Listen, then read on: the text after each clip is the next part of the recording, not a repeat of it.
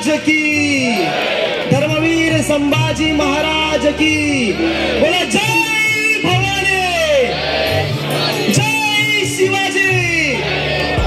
पुढील पिढीची कशी राहील यासाठी मुलं घडवितात असे आपले सर्वांचे आवडते महाराज शास्त्री महाराज यांचं स्वागत होत आहे।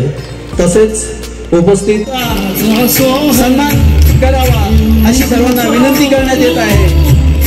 जे सतत भूमिपुत्रांच्या पाठीशी भूमिपुत्रांचे प्रश्न विधानसभेत विधान भवनामध्ये सातत्याने मांडत असतात असे सर्वांचे प्रश्न मांडण्याचा प्रयत्न करणारे आपले जवळचे एक साहेबांनी सांगितलं की एक देव माणूस म्हणून जे समाजामध्ये मिरवत आहेत एकच वादा राजूदादा पाटील यांचा इथे सन्मान संपन्न होत आहे। आचारसंहितेमुळे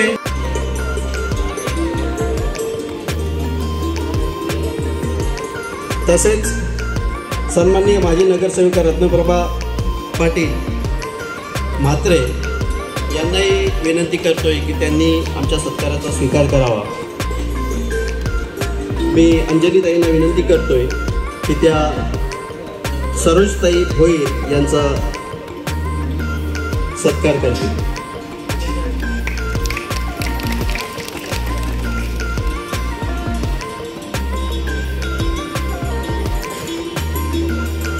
माजी नगरसेविका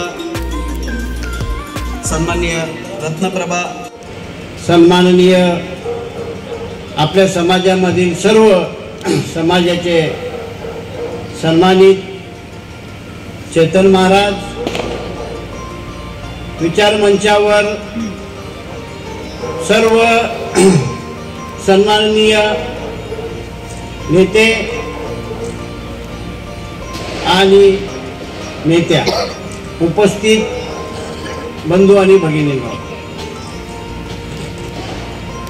आज या ठिकाणी आगरी समाजाचा स्नेह संमेलन आयोजित केला। समाजातील विविध संघटना एकत्र करून समाजाला एकत्र करण्याच्या उद्देशाने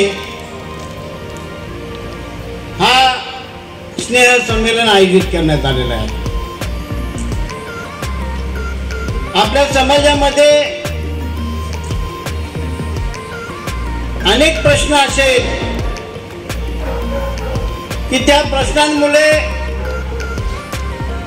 समाज उद्ध्वस्त झाला आहे आणि देशोधडीला लागला आहे। आज निवडणुकीची रणधुमाळी सुरू आहे आणि या निवडणुकीच्या रणधुमाळीमध्ये आपला समाज कुठे आहे, कुठे भरकटत चाललेला आहे, राजकीय दृष्ट्या कुठे भरकटत चाललेला आहे, याचं आपण चिंतन केलं पाहिजे। समाजाने आपल्या अस्तित्वासाठी प्रश्न उपस्थित केले पाहिजेत, आपल्या अस्तित्वासाठी संघटित झाले पाहिजेत, आपल्या अस्तित्वासाठी आवाज बुलंद केला पाहिजे।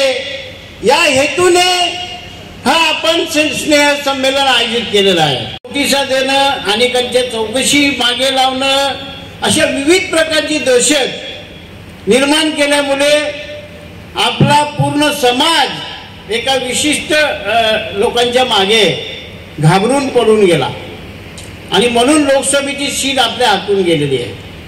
You are the self leader of your self decision हे मात्र तुम्हाला प्रत्येकाला करून घ्यायचं आहे। आणि येणाऱ्या या कालावधीमध्ये आम्हा वसईकरांना, आम्हा पालघरकरांना तुम्ही या भूमिपुत्र म्हणून उदाहरण द्या की बघा आम्ही इकडचे भूमिपुत्र डोक्याने काम करतो आणि आम्ही इकडच्या निष्ठावंत उमेदवाराला निवडून दिले आणि तुमची प्रेरणा आम्ही आमच्या वसईला घेऊन जाऊ आणि तिथे कुठेतरी आम्ही आमचं कामकाज जमावू। तुम्ही एक उदाहरण ठरवण्याचा कल्याण ग्रामीणला उदाहरण ठरवण्याचा फार मोठी संधी आहे, ही तुम्ही संधी गमवू नका अशी विनंती करतो।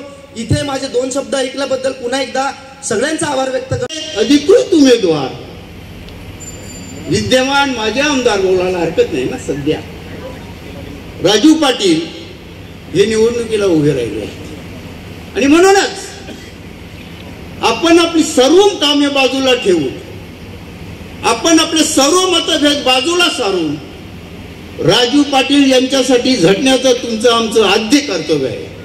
माझी विनंती राहील, मग जर तुमच्या संकट समयी जर राजू पाटील तुमच्या खांद्याला खांदा लावून उभा राहिले पाडासारखा, तर मग आता विचार कोणाचा करणार आहात तुम्ही? हा खडा सवाल माझा तुम्हाला आहे. आता पुढे येतो, याच्यात तुम्ही मुलाशी गेला तर तुम्हाला लक्षात येईल, कुऱ्हाडीचा दांडा आणि 2 तास काल, ही परिस्थिती आपली आहे. आणि मग तो डम्पिंग ग्राउंड कुठल्याही परिस्थिती होऊ देणार नाही, ही भीष्म प्रतिज्ञा करणारा कोणी एकमेव आमदार या भागातला असेल तो राजू पाटील आहे. असं म्हटलं तर चुकीचं ठरणार नाही. निवडणुका आल्या की सगळ्या समाजाचे नेहमी मेळावे भरत असतात. त्याच्यात त्यांचा कोणी उमेदवार असेल त्याला बोलवलं जातात, त्याचे विचार ऐकले जातात.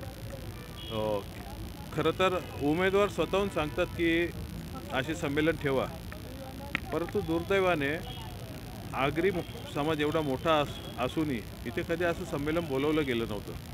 कारण या समाजाला नेहमी गृहीत धरायची जी पद्धत चालू आहे ती आज कुठेतरी तुटली. आणि या लोकांनी जो आगरी संमेलन ठेवला होता त्याला मी स्वतः उपस्थित राहिलो. त्यांनी मला विनंती केली होती आणि मी आलो, माझे विचार मांडले. आज संदीप माळीने आपल्याला मदत केली, त्यामुळे आज त्यांना तडीपार करण्यात आलेलं आहे. संदीप माळीला काय करणार मी काल त्याने माझ्या गावात कार्यक्रम ठेवलेला. संदीप माळी माझा मित्र आहे, माझा नातेवाईक आहे, त्याचे बाबा आमचे रिलेशन आहेत, अख्खी फॅमिली माझी घर येतो. प्रत्येक निवडणुकीत कोणी काय पक्ष बघत नाही. त्या अनुषंगाने त्या गावात गेलो, त्यांनी माझा सत्कार केला, तिथे काय बोलला असेल याचा एवढा राग या शिंदे पितापुत्राला की त्याला रातोरात तडीपार, रात्रभर त्याला बसून ठेवला पोलीस स्टेशनला. मी गेलेलो आज मानपाडा पोलीस स्टेशनला, भेटलो त्याला. तो बोलतो काय नाही, तडीपारी केली चालेल पण तू बिंदास राहा. तसं शेवटी एक राजकारण एका लिमिटच्या पुढे जाऊन जो वातावरण गढूळ करायचं काम हे शिंदे पितापुत्रांनी घेतलं आहे ना, हा कुठेतरी संपवायची वेळ आली.